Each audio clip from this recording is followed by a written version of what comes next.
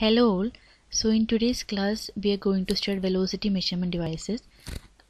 So at first, how we can calibrate a velocity measurement devices. There are two type of movement, okay, that is movement, translational and rotational. Now translational means in straight line, rotational means in a rotational manner, circular, okay. So if we need to measure some translational moment or translational velocity, then we can either measure it directly, or we can also convert or that translational moment into some other form and we can measure. Okay, so in industrial drives or in industrial instrumentation systems, the translation can be obtained from rotation itself by rotating some suitable gearing or mechanism, and by calibrating such rotational devices, then translational velocity measurement can be done easily. Okay, and some other type of velocities, that is angular and linear velocities. For angular and linear velocities, some of the calibration or the perfect calibration scheme consists of these devices, that is a toothed wheel, a magnetic proximity pickup, and an electronic input meter. Input means events per unit time, which is shown in this figure. From this figure, the angular rotation here is provided by some adjustable speed drive of adequate stability. Okay, some adjustable speed drive is here. This shown by cylindrical portion, and it will give the rotational moment of the shaft, angular rotation. And the toothed iron wheel, this is the toothed iron wheel, and it is passing under this magnetic pickup. This is a magnetic pickup. This is while the shaft is rotating, the toothed wheel will get rotate, and it is moving under this magnetic pickup. Okay, now as this toothed iron wheel rotates one revolution, okay, an electric pulse is generated as the output of the magnetic pickup. Okay, so these pulses are fed to the input meter. This is the input meter, events per unit time meter, and this input meter counts them over an accurate period and displays the result within few seconds itself to enable for the reading of the observer. Okay, then only if it is displayed in a readable format only, then user can observe, user can get what is the moment or what is the rotational velocity there. Okay, so that conversion is done by this meter in a very few seconds itself. Okay, and then it repeats the process. The stability of this rotational device can be checked by observing the variation of this input meter readings from one sample to another. Okay, now observe this figure. Here you can see the adjustable speed drive, and as I had told, as this adjustable speed drive rotates the shaft, the toothed wheel get rotated and a rotation is produced here. So as it revolves one revolution, and this will be sensed by this magnetic pickup. As a result, in the input meter, how many rotations is there is displayed here. Okay, and after few time, how much rotations, the sum up is given here. Now here you can see the shaft is giving to a rotary velocity transducer, and it is the transducer which we need to calibrate here. Similarly, under this rack and pinion setup, you can see as the shaft is rotating, rack is, there is a bottom portion is here, and now as it is rotating, this here a translational moment is produced. Okay, so this is translatory velocity transducer, so it is also calibrated here. So by this setup, both the rotary velocity transducer and translatory velocity transducer is calibrated. Okay, so the only driving source is adjustable speed drive. As it rotates, both this transducer, that is rotary as well as translatory transducers are calibrated here. Here this rack and pinion setup will provide translational movement, whereas this tooth will provide rotary. Okay, and both of these transducers having its own output E naught, and this E naught will be proportional to the moment, which is proportional to the displays in the input meter. So another calibration technique or measurement technique is given by velocity equation. That is, velocity is the change in displacement divided by time, dx by dt. dv is equal to v is equal to dx by dt. Okay, now if the distance between the movement of an object, if an object is moving from one point to another and that distance is known to us, and how much time it takes for the object to move from point 1 to point 2 is also known, then velocity can be easily calculated. Okay, so this is in case this method is very suitable when the velocity is constant. Now if the velocity is varying, then only preference should be the dx, or the distance between the 2 points which we are considering should be taken very small. Okay, if then the obtained measurement will be accurate. Okay, so this is an easy method or direct method of measurement of average velocity. Okay, no need of complex measurement techniques and all if you're following this technique. Okay, so for that purpose we need to produce a pulse or any signal, any electrical signal corresponding to, which is in proportional to the movement of the object from one point to another. Okay, that is, when the object is moving from point A to point B, an electrical signal or a digital pulse should be produced. Okay, so that pulse is proportional to that particular movement. Okay, now based on that, even if the object is moving from several times the particular moment, several times the dx, then it can be easily found out from the number of pulses or number of signals generated in the output. Okay, so that is the importance of calibration. At first, for a particular moment, how much or what characteristic having pulses generated is noted down or it is recorded. Now based on that calibration, we will measure the final velocity or average velocity. Okay, now another method, a variable reluctance proximity pickup. When the magnetic material passes close in front of the face of the pickup, then the reluctance of the magnetic path changes with time.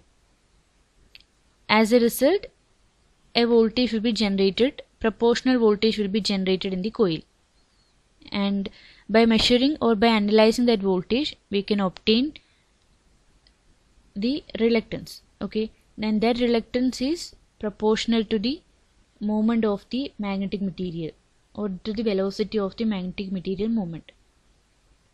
Okay, the output voltage will increase with the velocity and as well as the closeness of the movement. Okay, what material, what object is moving there, and depending upon the speed or velocity as well as how much close it is to the magnetic path, depending upon that the output voltage will vary in magnitude.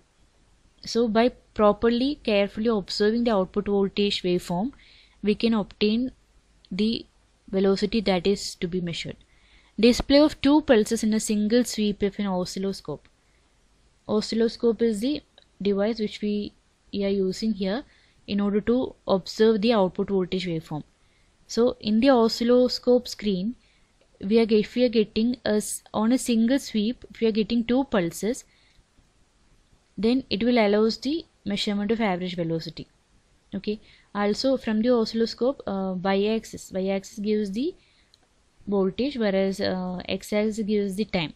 Okay, so we will get the velocity easily from that.